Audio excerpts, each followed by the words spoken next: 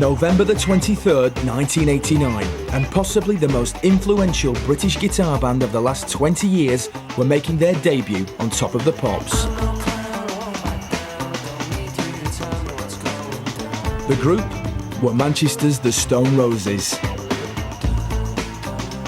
Musically, they could have been bigger than the Beatles, you know, because they had it. Having just released one of the most acclaimed debut albums of all time, they had the world at their feet. They was fresh, they was real, and the music that he was doing was just brilliant. But then it all went horribly wrong. Within a few short years, the Stone Roses had split. I don't like the way it ended. It was all messy and in the business of making music, not in the business of fucking ruining friendships. Who was to blame for the Stone Roses' downfall? Some accused their manager, Gareth Evans. I gave that band 24 hours a day, 7 days a week. I did it for that band. He's a salesman, but, you know, a rather nasty, cheap salesman. I'm a fucking good manager. I'm a genius. I'm the best. This is the inside story of how a band on the verge of greatness saw their world fall apart, their career destroyed by bad business deals and multi-million-pound lawsuits. People ask me, why take them to court? Why the aggravation? I wanted my money. The guy's got no morals whatsoever.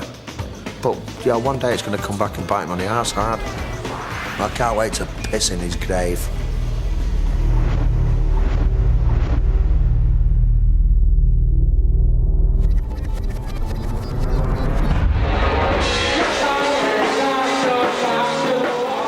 For years before their legendary appearance on Top of the Pops, the Stone Roses were still a million miles away from success.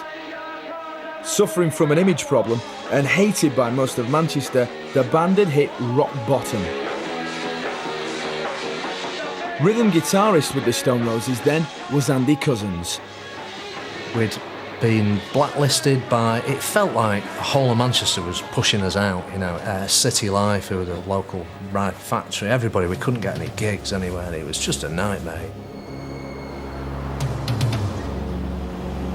The Roses' number one enemy was Manchester's Factory Records, the brainchild of local impresario Tony Wilson and home to such bands as the painfully cool Joy Division.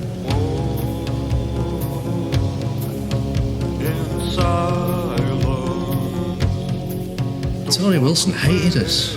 He actively tried to stop us doing anything. You know, every corner we turned, we felt like he was there shutting the door. You know, it was. But we wanted nothing to do with them at all. All the people that worked for Factory were fucking squares. You know, they had the grey overcoat mob banging on in coffee bars about poetry. You know, and going to see films with subtitles. Very fucking dodgy people.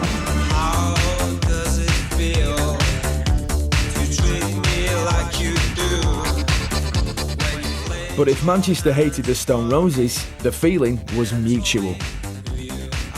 The music scene, we were always separate from. We actively made sure that we were separate from it. I mean, our first gig, it wasn't by any accident that it was in London, it was by design. We didn't want to play, we didn't want to be associated with Manchester at all. It was a horrible place. To show their contempt for their hometown, the Stone Roses took to the streets. We went out and sprayed Manchester's monuments. I think we were barred for life at that point from the likes of City Life, and there was absolute uproar all over Manchester. But yeah, it was very funny. One person who definitely didn't see the funny side was the Roses' first manager, Howard Jones. I thought it was disgraceful. But I understood their reasons for doing it.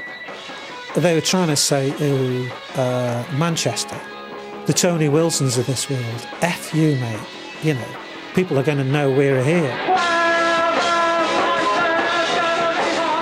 But the message wasn't getting through. In 1985, the Stone Roses unleashed their first single on an unsuspecting public. It was met with disastrous reviews. With hindsight, none of us were happy with the way it came out at all. At the time, I think we were probably excited by it, but later on you listen and think... By now, Howard Jones's other role as head of the band's label, Thin Line, had become a major bone of contention. could never quite tell where his interests were, you know. And then when you start to realise that he's got 20% of the record sales as a manager and 20% from Thin Line, and that started feeling a little dirty. Jones was given a stark choice, his label or the group. And I made the decision that Thin Line was more important than managing the Stone Roses, which I still stand by. With no gigs, no manager and no record deal, the Stone Roses were in a rut. What they needed was help, and fast. They seek him here, they seek him there. His clothes are loud, but never square.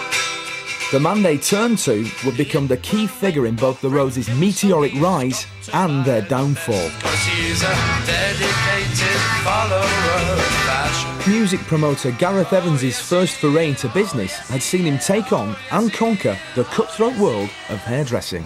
I went to have my hair cut at Vidas Sassoon as a model, and he personally asked me to work for him. He said I looked the part.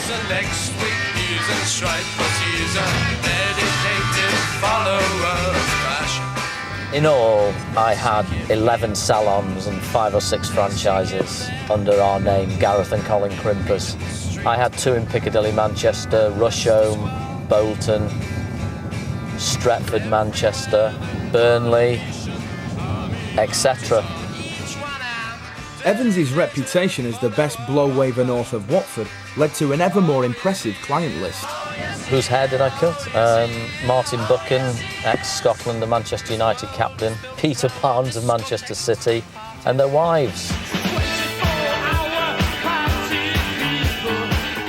But Evans would eventually hang up his scissors to cash in on Manchester's very own rock and roll revolution.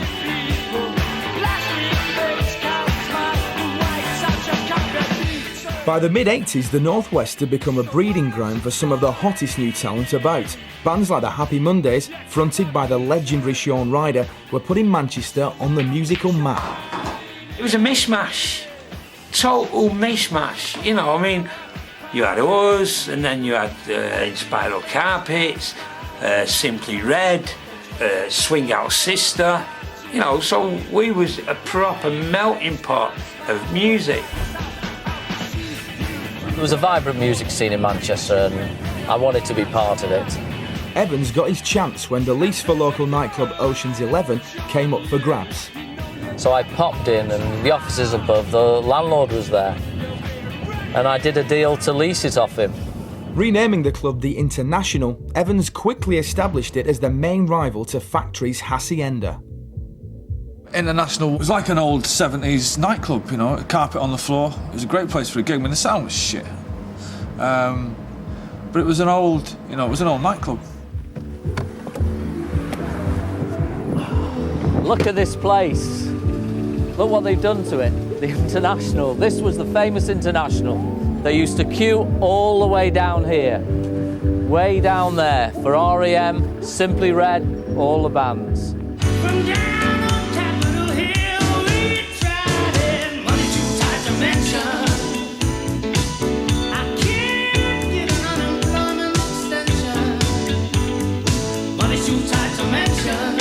It was a dump. You wipe your feet on the way out. Do you know what I mean? It wasn't a place where you'd take your girlfriend on a first date. Well, it's now Venus Foos or Food Centre. Fabulous times, great memories. I loved it.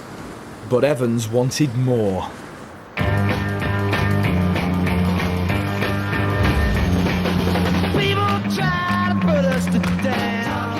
Although he'd soon added a second club to his name, Evans began to realise that the really big money to be made from music lay in managing groups. In 1986, he placed an ad in his local paper which would give him his big chance. I always had what it takes, and I knew I could do the job. And obviously a lot of bands, I saw a lot of bands, and people did ask me to manage them, and I refused a lot. Well, I did, I refused everyone. I could have given Gareth a piece of wood and said, compare the merits of this piece of wood to this album, and he would have said, I can't tell the difference. A lot of the so-called Manchester music scene, this probably includes Tony Wilson, Howard Jones, they didn't know about my background. I mean, remember, I'd had Keith Moon in a Ford Zephyr, driving him around Manchester. He now tells everybody that he was a mod in the 60s and, you know, he was a sort of ace face, which is laughable, you know. As far as I'm aware, Gareth never had any musical taste whatsoever. Despite these question marks over his musical pedigree, Evans's search paid off when a young, managerless band called the Stone Roses turned up unannounced at the International. I didn't really have to convince the band that I was the manager for them, because they came to a lot of the gigs we did. A lot may be an exaggeration, but they saw I always had a small entourage and I was always around. And maybe I looked the part in those days. I was a lot younger. First meeting with Gareth Evans, he was very, very cheesy the whole way through. All the time he had a roll of money with a rubber band on, and every time he stood up or sat down, this money would drop out. Just constant. Like, look at me, I've got money, which was just farcical. I really do believe they saw something about me. Gareth was one of those men who got a bit of a paunch, slightly overweight, wearing tracksuit bottoms with a piss stain on the front, and an old pair of trainers. Halfway through the meeting, Evans played his trump card. He said, I sell underpants. He dropped his trousers and he said, I sell these. It was just insane. I only pulled my trousers down, showed my knickers. It went no further. Swayed by Evans's sophisticated selling technique, the band sat down to discuss a contract. It was a parental guardianship agreement rather than a music business management agreement, which gave him all sorts of rights over all of us, you know. Crucially, the contract gave Evans and his business partner a hefty third of the band's earnings for a staggering 10 years. I think you have to have 10 years with a band if you're serious about it. You know, what is this 1 year and 2 years and 3 years? You know, it's a load of nonsense. Someone who's seen more than his fair share of management contracts is music lawyer James Ware. Looking at a management contract which contains a commission of 33.33% on gross revenue, that's before you've taken any expenses, and a 10-year term, we're looking at a contract that's not only extortionate, it's outrageous. So outrageous that Andy Cousins refused to sign.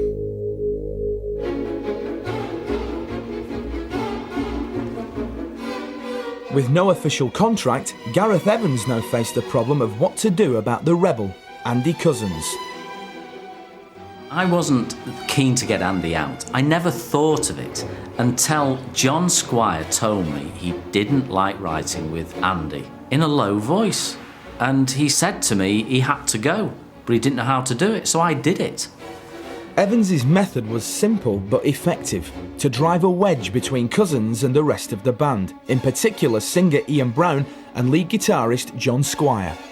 They were doing most of the songs at that point. Andy Cousins was doing some, but I straight away thought McCartney and Lennon, Squire and Brown.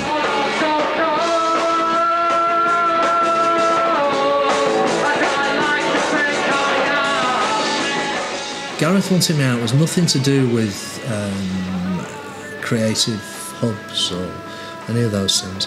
It was purely a control aspect from his point of view. Andy didn't have any talent. Andy was an old-style rocker, and that wasn't the way they were going. With Cousins refusing to budge, events took a dramatic turn. Gareth offered me 10,000 quid to leave the band. I should have taken it because he was desperate to get rid of me. If I'd have made Andy Cousins a cash offer to make him leave, and maybe I did, he would have took the money. There isn't a man on this planet that wouldn't have took £10,000. Finally, the dispute came to a head. We had a gig in Dublin, and I'd got something to do on the Monday morning. So I booked myself a plane home. I didn't think anything of it. Smelling blood, Evans accused Cousins of being disloyal. I blew my top. I was very annoyed. What a dramatic statement, but they went in a van together, they should come back together. For someone to miss that journey back to me is wrong, is wrong.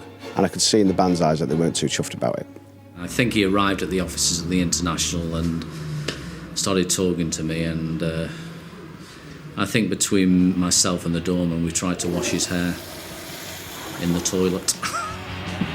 He's a liar. I was a very nasty young individual, and no, he never ever laid a hand on me. In front of the rest of the band, Evans launched into Cousins.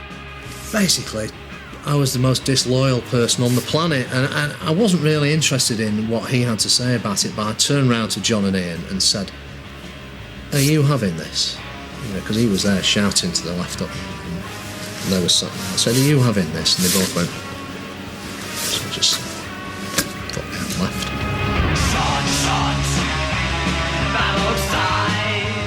With Cousins out of the way, Evans at last got his contract. In November 1986, over bowls of spaghetti bolognese, the band met to sign on the dotted line. Surprises me even to this day that John and Ian, who were my closest friends, fell hook, line and sinker for his money drop-in and free haircuts and taking him out for a meal. Even now I can't believe it. And that was all it was with him. I think it was just a control thing.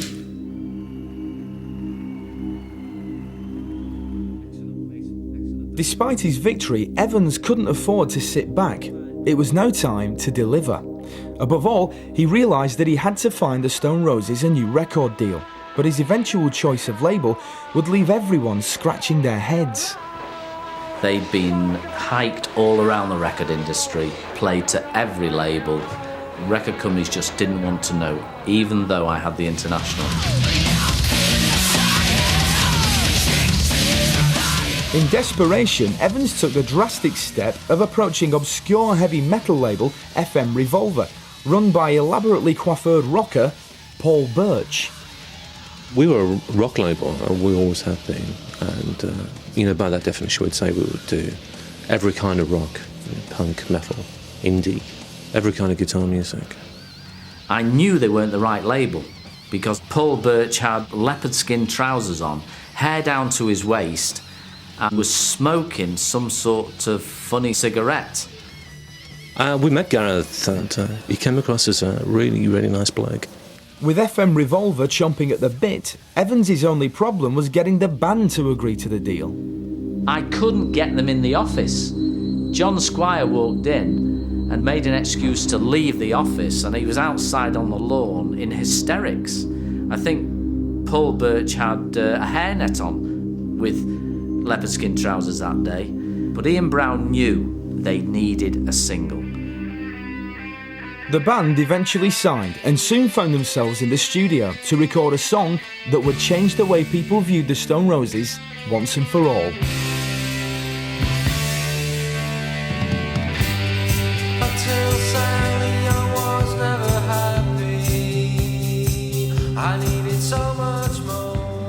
I remember in Sally Cinnamon for the first time and thinking, I can do that, I can write songs like that. And it was just bang, everything went into colour. From being grey, dowdy, fucking Manchester students carrying books of Oscar Wilde poetry under their arm, walking around the pissing rain, moaning about how shit life was, It was about peace and love, man. Sally Cinnamon, you're my world.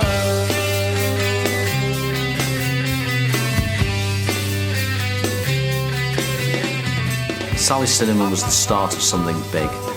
It got to a new audience for them.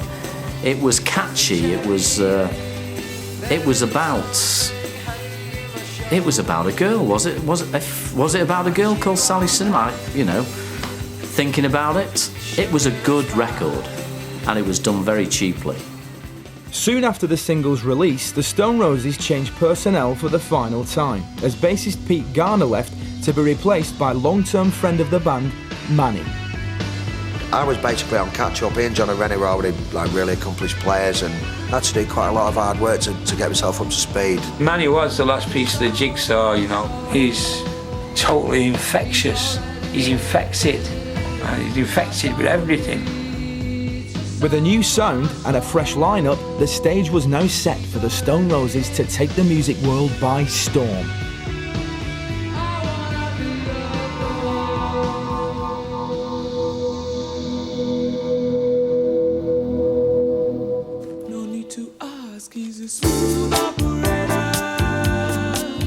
With a single to promote, the Roses' manager, Gareth Evans, went into overdrive, blagging airplay, calling in favours and generally getting the band noticed. I am a wheeler dealer, but I don't like the term. I make deals. I make deals in the best interest of the band at the time, and a lot of people miss this. It's got to be at the time, and I hustle them into that deal. To give the impression his band were on the up, Evans was boosting attendances at gigs with his own unique brand of marketing. For some bizarre reason, we were in town and it was the Lord Mayor's Parade. And this guy come up and just gave us a bunch of tickets and said, "Do you want to go and see a band tonight?"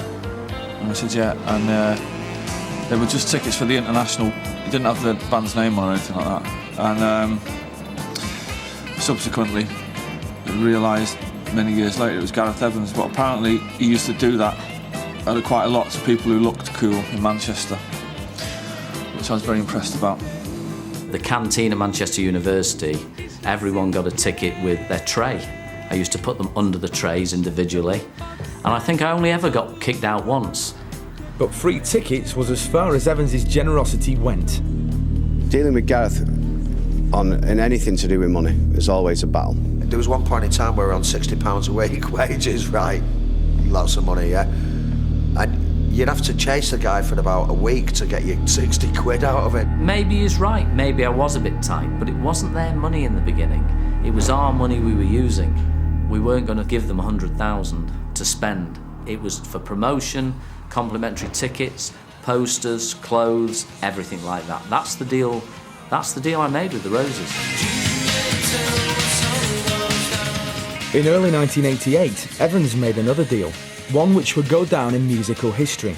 He persuaded the Stone Roses to sign perhaps the most oppressive record contract of all time. A contract which would play a major part in the band's demise.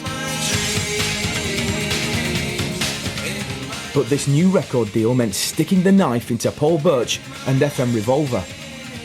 Gareth was starting to become more and more edgy and evasive and difficult to get hold of. But then really quite angry if he couldn't get hold of anyone that he wanted to speak to in our team.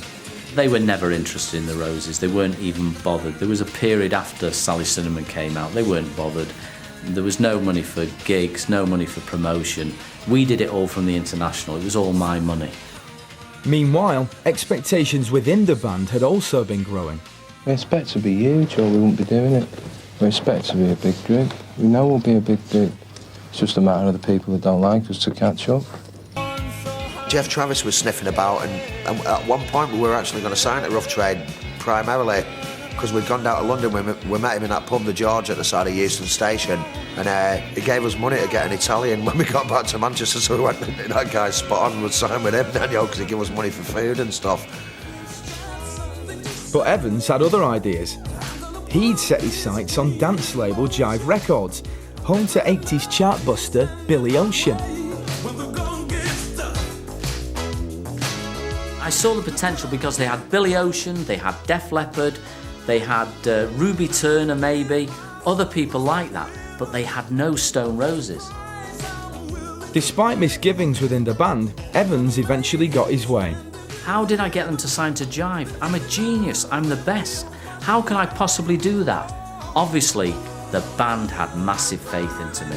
I've only just figured that. They had faith into me and it was the right decision. My persuasive talk was massive. It was the best thing I ever did. In the spring of 1988, Evans and Jive sat down to thrash out a deal. To help with the complexities, Evans took the bizarre step of calling in his property lawyer, someone with absolutely no experience of music contracts whatsoever. I think the problem with Jive as a record company was that its contracts were notorious in the industry. And for myself and for most of my colleagues, I wouldn't recommend an artist to sign it. The contract Jive were offering the Stone Roses, in effect, tied them to the label for life. But Evans returned it with barely an alteration. With one flourish of the pen, Gareth Evans had set in motion a chain of events that would come back to haunt both him and his band. I knew that was a bagged contract. I knew what I was doing. I knew that contract would never stand up in court. That's why I signed it. I read it. That contract was tantamount to slavery. I can't conceive that a manager would deliberately sign a bad deal on the basis that that would give him the ability to get out of the deal later. I am sure the manager went for the best deal he could get and advised the band to take it. Despite the fact that the Stone Roses were still signed to FM Revolver, the heavy metal label gave up the fight and watched their band walk away. It takes time for people to fall in love with you, but it's inevitable.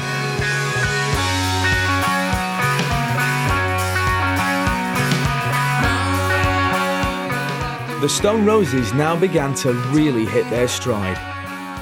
The next 12 months would prove to be the most creative of the band's entire career, resulting in one of the most important albums of all time.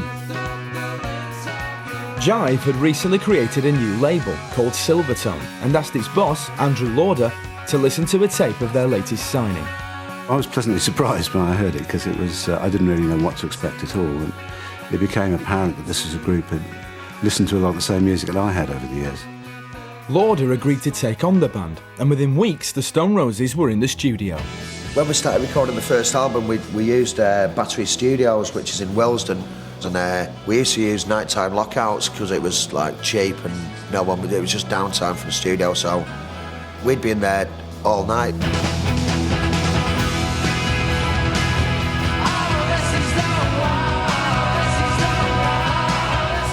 It was just great watching how these songs would develop and mature kind of thing. It was a really, really fun time, and it's joyous moments on a daily basis. It's great.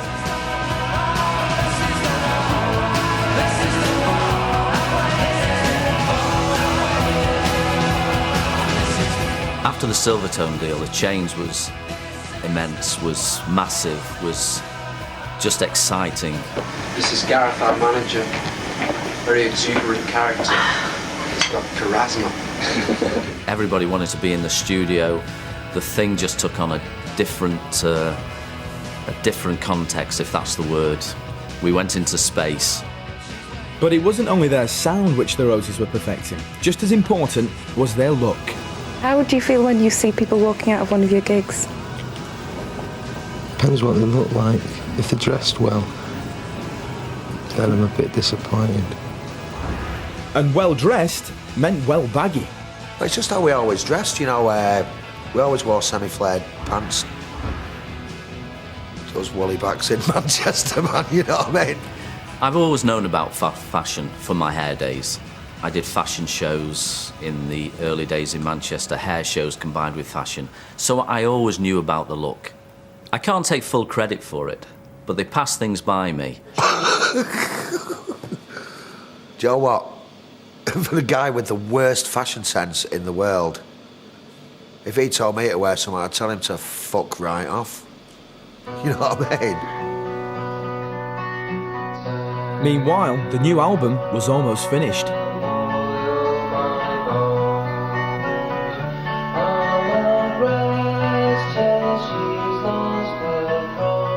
I felt, just obviously from the early recordings and things, that the first album could be very good. I think as we went along, it did surprise me in some way that it was quite as good as it was. Before long, the band were releasing their first singles for Silvertone. Both records featured the artwork of John Squire on their sleeves and helped to cement the Stone Roses' reputation as more than mere musicians. Just like doing certain things and writing songs and painting a two of them. John always had very, very definite ideas of how he wanted things to sound, how he wanted things to look.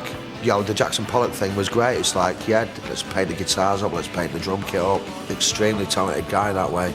My influence on the art with John Squire, whenever I went to his house, he talked to me. He always passed things by me. He'll never admit it. And even on occasions when he had a big canvas out, I'd often dip a brush in a can of Dulex or something similar and splash it about, like, is it Jackson Pollock? That sort of thing. Finally, in April 1989, the band released their debut album. Produced by John Leckie, dialed to a deliver such bands as Simple Minds and XTC, it confirmed the Stone Roses as music's hottest property. John Leckie was always good at getting great sounds. You know, he used to work at Bloody Abbey Road and stuff, and he made a great piece of work. Still stands up to this day, man. They had it, they had the songs, the fucking image, everything. You know, it was like, fucking hell, man. This is what it must have been like seeing the Beatles for the first time. You know, there isn't no doubt in your mind that they was winners. The Stone Roses had come a long way. Almost overnight, it seemed, they transformed themselves from musical outcasts into the band on everyone's lips. Just to watch it come from like nothing to what it became was like awesome. It's like we really felt we had power to move mountains, you know, musically at that time. But not everyone was pleased with the band's success.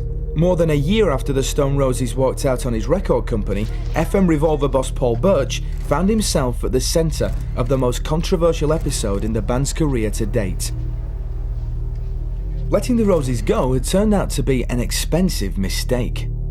Had the band recorded the album for us, then the revenue streams that would have accrued would have amounted to about £16 million.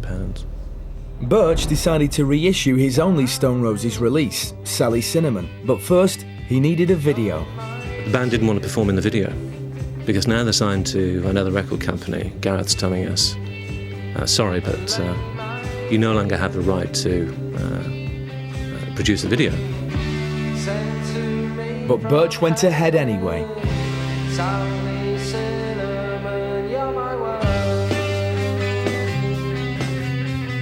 The video was very much in keeping with videos that the group were producing at that time.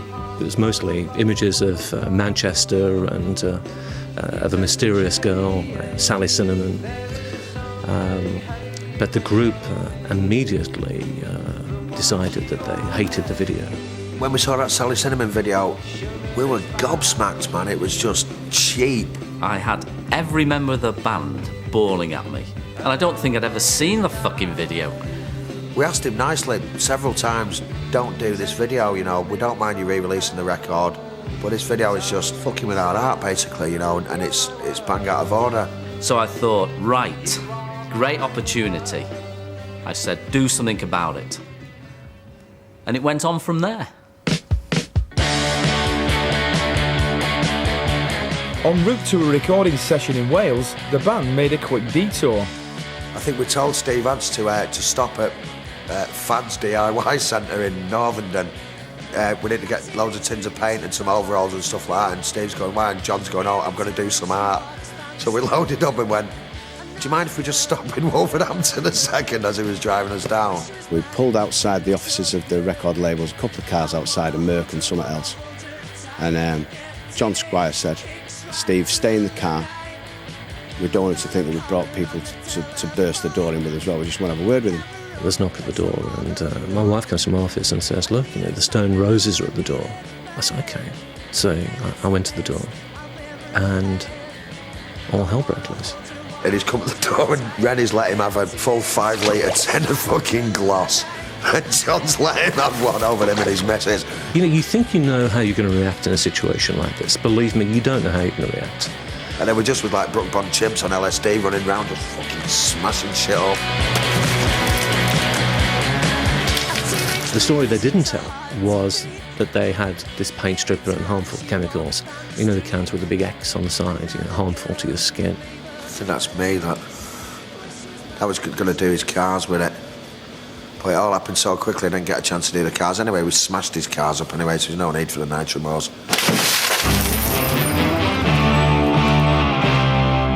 We then pelted back to the car. Steve, I just like, what have you done? He's like, fucking drive, man. And we drove down to Monmouth to Rockfield Studios.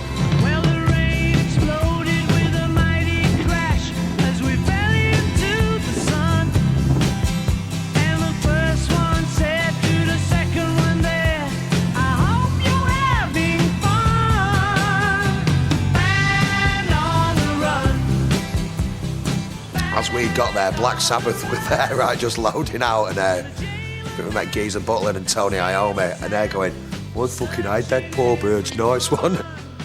Well, Gareth was on the phone the next day, laughing about what had happened, and say that we go an awful lot worse than that.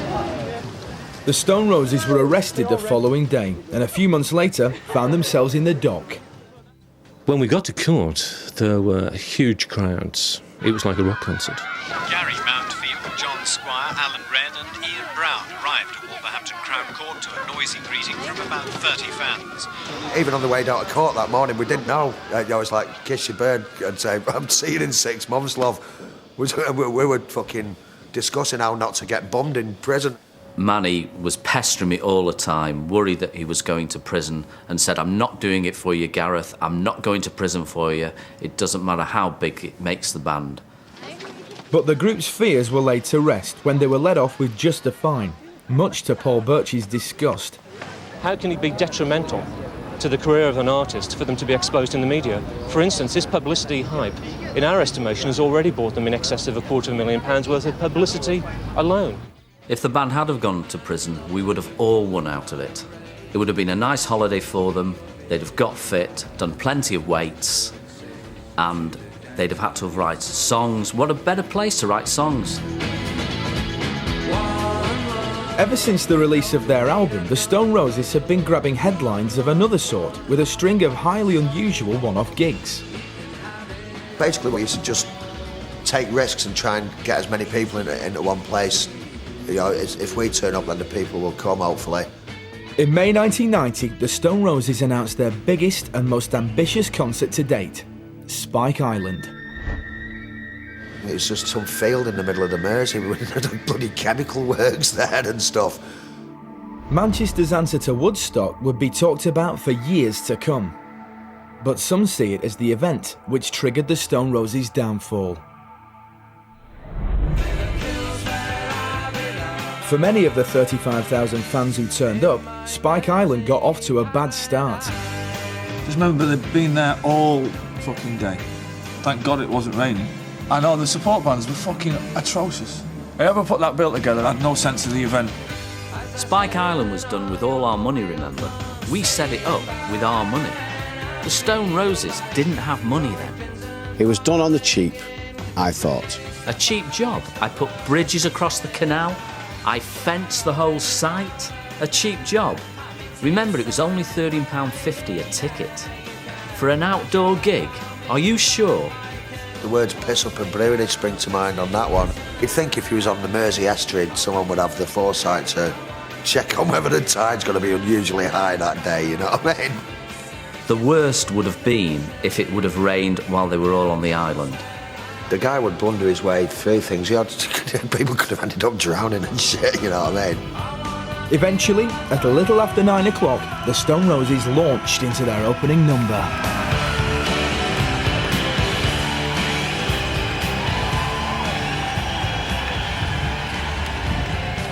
The sound was shit. They played a fucking blinder, you know, but you couldn't hear anything because the wind was coming in off the whatever fucking river it is off the Mersey and blowing this, and you could hear it in bits and pieces. The gig for me was a bit of a non-event. I think we played okay, but the wind was blowing the sound that way when the people was over there, kind of thing. It was pretty badly thought out. But in spite of everything, Spike Island was a turning point. Everybody wanted to say, I am part of this movement, I am part of this thing. There was Japanese, Americans, Canadians, Spanish. It was the world celebrating what the Stone Roses represented. Gareth Evans saw that he was now sitting on a gold mine.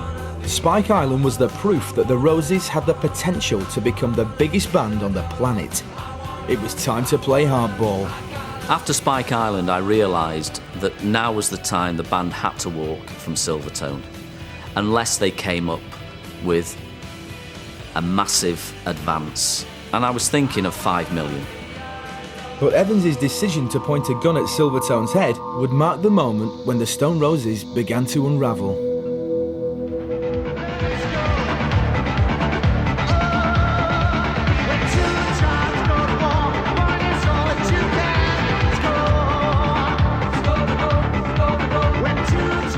it appeared that Evans held all the aces.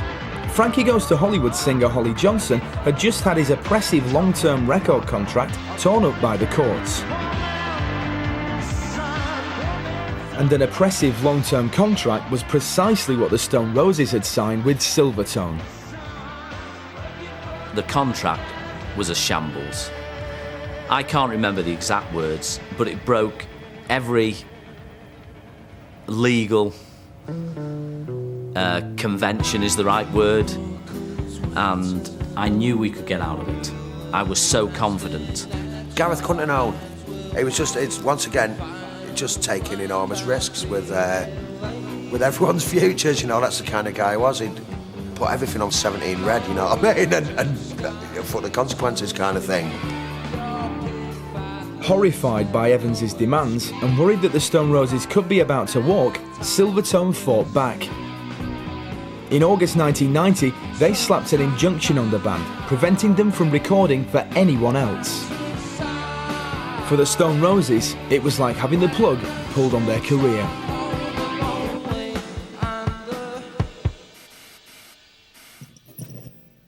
So the band then go from being in a situation of doing exactly what they want to do, recording an album and then going on, then get themselves shot in the foot and can't record or can't do anything because the man who's supposed to look after all that has cocked up.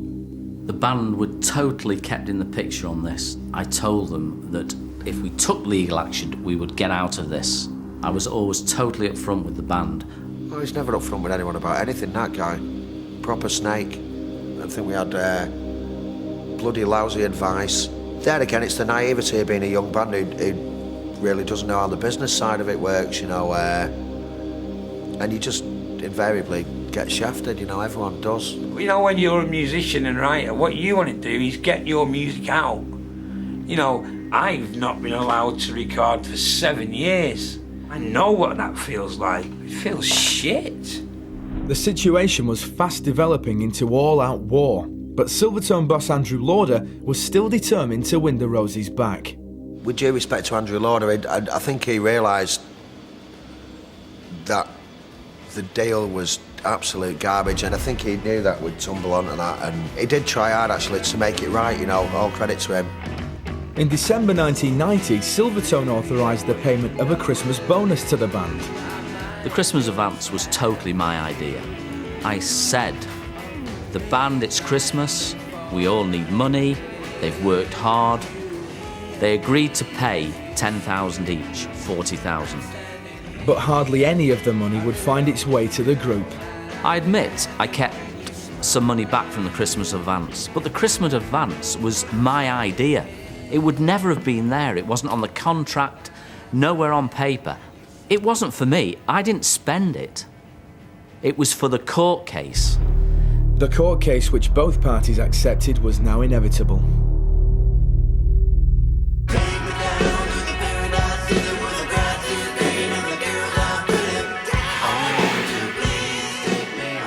Confident that the Stone Roses would eventually win their freedom, Gareth Evans set about finding his band a major new label. This meant going to America. It's a big business. A big, boring, fat old business. You know, saying that, if you sell a lot of records over there, you become filthy fucking rich. And basically, at the end of the day, that's what we all wanted. On a trip to LA, Evans immediately found himself playing with the big boys.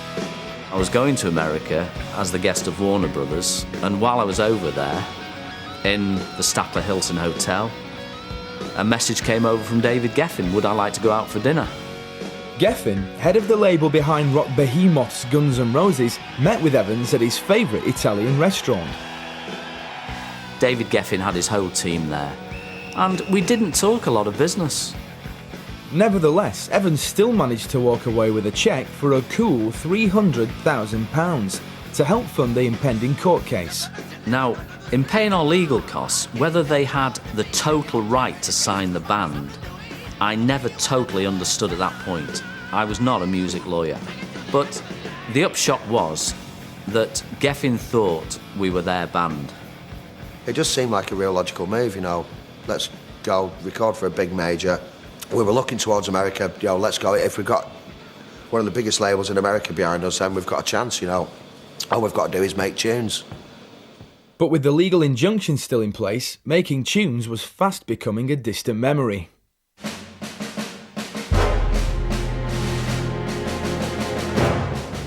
Finally, in March 1991, the battle between the Stone Roses and Silvertone came to court. To people's surprise, Silvertone's lawyers kicked off by launching a devastating attack, not on the band, but their manager. I think there was a suspicion that the relationship between Gareth and the group maybe wasn't quite what everyone thought it was. I think probably the legal team thought that this was worth exploring. And explore it they did, by drawing the court's attention to the fact that Evans' management team were entitled to a whopping 33% of the band's earnings. When Silvertone leaked the 33 1/3% out, that was dirty tactics, but I'd been used to dirtier tactics than that in my life, and it didn't bother me. When he was in the witness box and he was flanneling, and you could see the guy was just completely out of his depth. They knew about that contract. They always knew about it. No money was taken from it. They knew that I told them it was scrapped. Silvertone's lawyers next switched their attention to the £40,000 Christmas bonus, an amount which came as news to the band. We was like, you're gonna fucking die, you. I may not have told them about that advance, but I didn't tell them about anything to do with the business. It wasn't their job. Manny was never the brains in the band. After 8 more weeks of legal wrangling, the Stone Roses arrived at court to hear their fate. When the judge came to look at the contract, he basically struck it down on 2 or 3 essential issues. One was the length of the tie, 7 albums. The judge thought that was too much. The second thing was that there was no real obligation on the record company to release product. The band could be sterilised for a very long period of time, and the judge felt that that was not justifiable. For the man who'd played a key role in transforming the Stone Roses from no-hopers into one of Britain's biggest bands, it was a devastating personal blow. I felt let down because we'd invested a lot of time and effort, and I thought everybody involved had done a very good job, you know, and it was the right thing at the right time, and then we got the right people, and we'd made the right record with the right producer, and, you know, how often does this happen, you know? So it was very disappointing to see it ending up this way.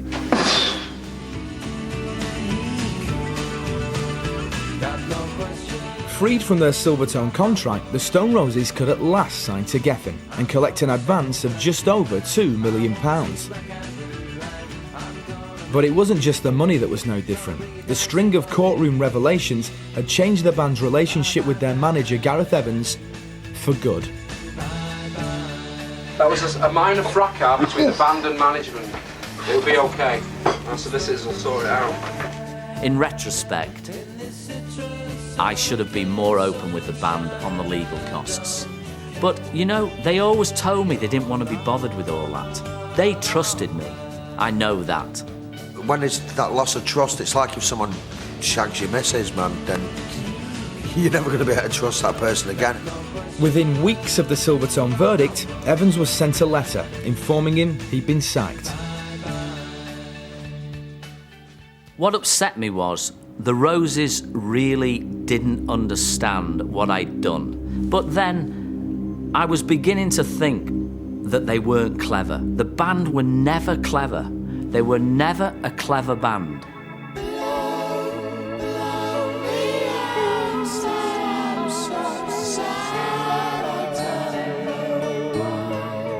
But the Stone Roses would also pay a heavy price for their newfound freedom.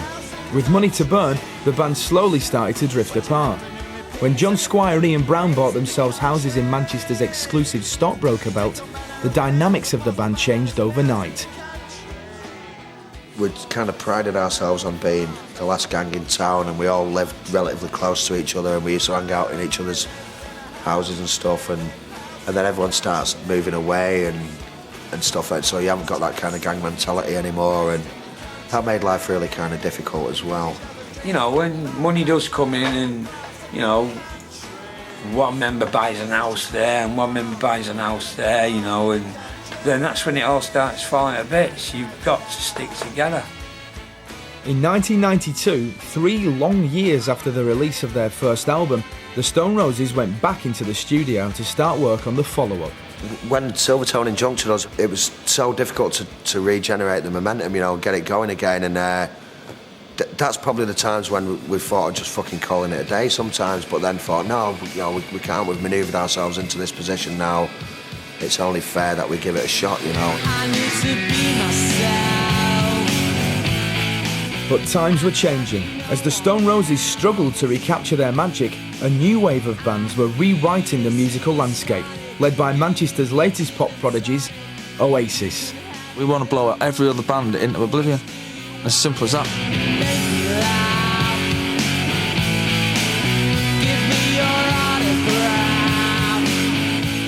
Amongst their first victims were the Stone Roses. When the new album, called The Second Coming, finally hit the shops, more than 5 years after its predecessor, it bombed.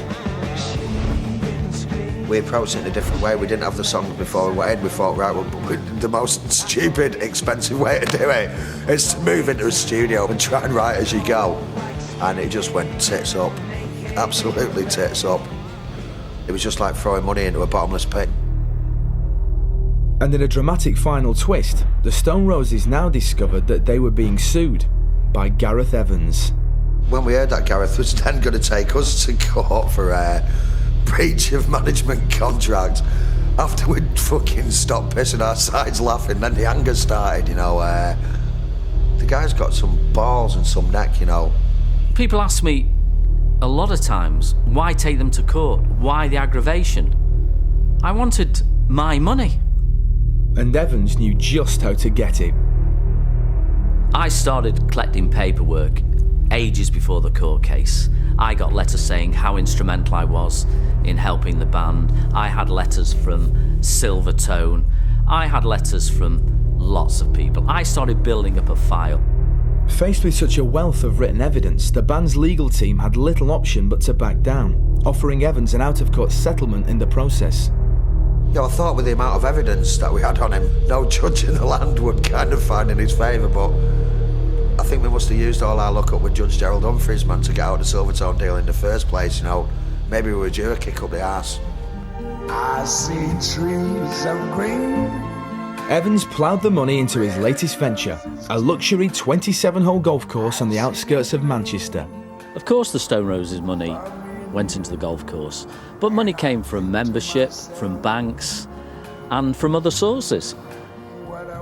But exactly how much of the course was paid for by his ex-employers remains a mystery.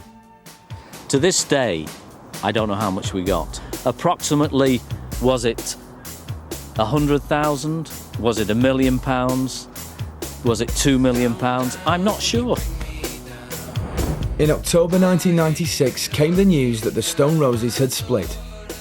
For the band which had spearheaded the reinvention of British pop, it was clear that their time had been and gone. Musically, they could have been bigger than the Beatles, you know, because they had it. While money, personal rivalry and changing tastes all played their part, some say the roots of the Roses' downfall go much, much further back. You have to lay responsibility with someone who's the manager of the group if it doesn't work out, you know, because that's what you do. You are managing their career, presumably. The Roses' career ground to a halt, but no blame can be attached to me whatsoever. It was self-destructive once I'd gone.